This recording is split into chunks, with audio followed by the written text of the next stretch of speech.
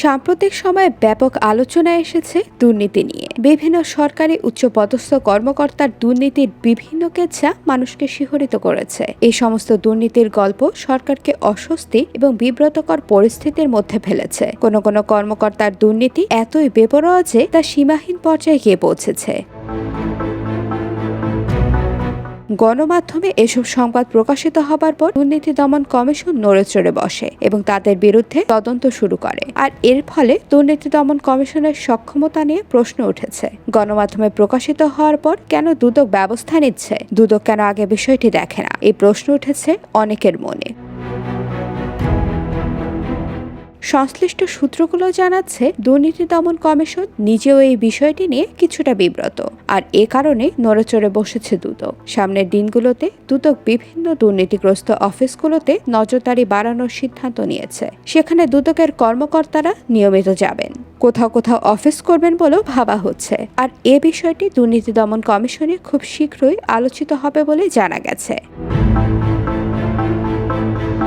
সাধারণভাবে দুর্নীতিগ্রস্ত প্রতিষ্ঠান হিসেবে যে সমস্ত প্রতিষ্ঠানগুলো চিহ্নিত, সেই সমস্ত প্রতিষ্ঠানগুলোতে দুদকের কর্মকর্তাদের নজরদারি বাড়ানো হবে বলে সংশ্লিষ্ট সূত্রগুলো জানিয়েছে। যেমন জাতীয় রাজস্ব বোর্ড বা এনবিআর, স্বাস্থ্য অধিদপ্তর সহ বিভিন্ন প্রকল্প। যে প্রকল্পগুলো সম্পর্কে দুর্নীতির কথাবার্তা শোনা যায়, তবে দুর্নীতি দমন কমিশন মনে করে ঢালাভাবে কাউকে দুর্নীতিবাজ বলা ঠিক নয়। সবকিছু যাচাই বাছাই করে কাউকে অভিযুক্ত করা উচিত। আর এ কারণেই হুটহাট করে যেন কারো বিরুদ্ধে দুর্নীতির গল্প ফাঁদা হয়, কেউ যেন বিনা কারণে ভিকটিম না হয়, সে কারণেও নজরদারি বাড়াচ্ছে দুর্নীতি দমন কমিশন।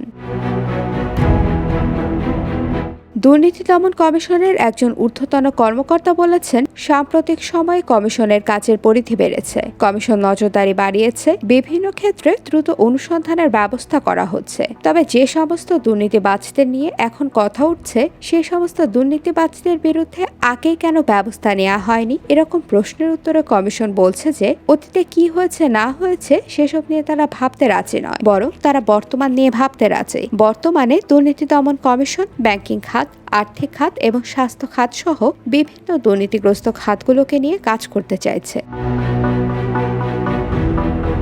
এর আগে দুর্নীতি দমন কমিশন বিভিন্ন মন্ত্রণালয়ে বৈঠক করেছিল। সেখানে দুর্নীতি দমন করার জন্য সহযোগিতার আশ্বাসও দিয়েছিল এবং সুনির্দিষ্ট কিছু রূপ পরিকল্পনা মন্ত্রণালয়কে দেওয়া হয়েছিল। দুর্নীতি দমন কমিশনের সাবেক কমিশনার ডক্টর মোজাম্মেল নিজে বিভিন্ন মন্ত্রণালয়ের মন্ত্রী এবং সচিবদের সঙ্গে এ নিয়ে বৈঠক করেছিলেন, কিন্তু কোনো মন্ত্রণালয় শেষ পর্যন্ত দুর্নীতি দমন কমিশনের কাজে সহযোগিতা করেননি বলে অভিযোগ রয়েছে। আর এ কারণেই দুর্নীতি দমন কমিশন স্বপ্রণোদিত হয়ে বিভিন্ন অফিস পরিদর্শন এবং কার্যক্রম নিরীক্ষার উদ্যোগ গ্রহণ করেছে বলে জানা গেছে।